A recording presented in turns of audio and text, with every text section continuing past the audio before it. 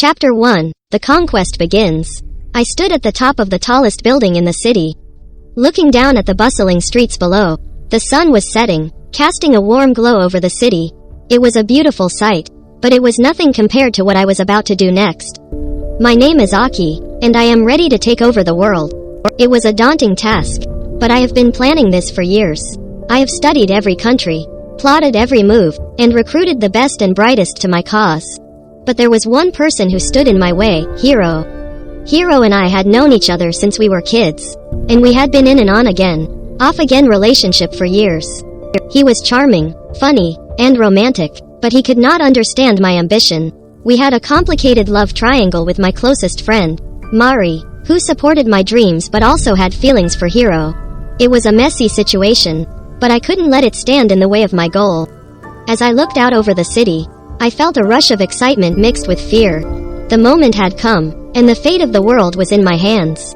I activated the missile launchers positioned on the building, and they rose up from their hidden locations, pointing towards the sky. The city erupted in chaos as people fled the streets, and the sound of sirens filled the air. I felt guilty for causing so much destruction, but it was necessary to achieve my goal. I turned to face Hiro, who had just arrived on the rooftop, and Mari trailing behind him. He looked at me with a mix of shock and disappointment, and I could see the hurt in his eyes. I reached out to him, trying to explain my reasons, but he brushed me aside. He couldn't understand why I would risk everything for power. Mari hugged me tightly, telling me she believed in me and my dreams. She understood my passion and my drive, and I was grateful for her support. But as I looked back at Hiro, I felt a twinge of regret. I had lost him, and our relationship would never be the same.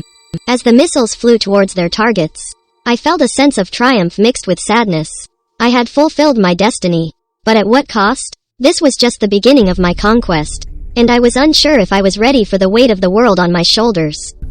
As the authorities arrive, Aki quickly makes her escape from the rooftop where she launched the missile. She runs down the stairs, her heart racing with both adrenaline and guilt. Her mind is a jumbled mess of conflicting emotions, as she tries to rationalize her actions to herself. As she turns exit the building, she spots Hiro again. A wave of unease washes over her. She doesn't know how to face him after what she's just done. Hiro, Aki starts, but Hiro cuts her off. Aki, how could you? Hiro's voice is filled with hurt and anger. Is your ambition really worth risking people's lives for? Quote, Mari steps in between them, trying to diffuse the tension. Hiro, she's not the only one who feels this way. We all want change, but we have different ways of achieving it. Mari turns to Aki. We'll get through this together. Aki nods, grateful for Mari's support, but she can't shake off the feeling that she's let down Hiro. She wants to explain to him what drove her to take such an extreme step, but she doesn't know where to start. Meanwhile, the news of the missile launch has created a wave of panic and chaos across the city. Aki watches as people run for shelter, their faces filled with fear.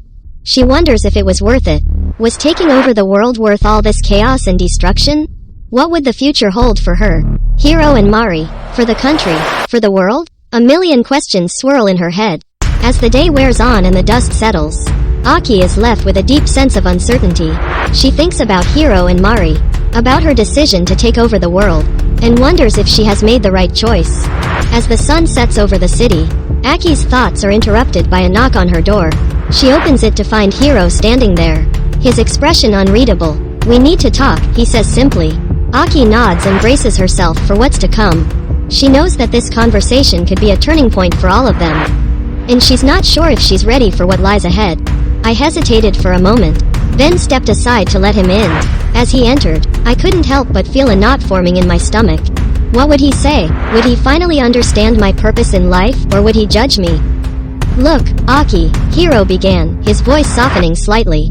I get that you want to change the world, but what you did today was not the way to do it. I felt defensive. What choice did I have? The politicians and the corporations, they won't listen to reason. They only care about their own interests. Hiro shook his head. I understand your frustration, but that doesn't justify your actions. You put innocent people's lives at risk. I looked down at my feet, feeling guilty. I know, I didn't mean for that to happen, but it did, and you need to face the consequences. I felt a sudden surge of anger. You just don't get it, do you? You're always so concerned with what's legal and what's not. But sometimes, You have to go beyond the law if you want to make a real difference. But at what cost, Aki? Hiro asked, his tone now more sad than angry. At what cost to yourself? To the people you love? Quote, I thought about Mari, and how I had put her in danger today. I know, I messed up, but I can fix this.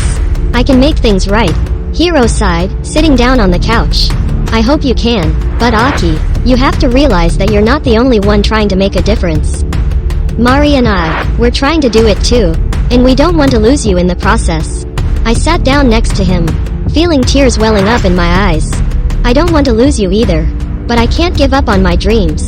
Hiro put a comforting arm around me. I know, and I don't want you to.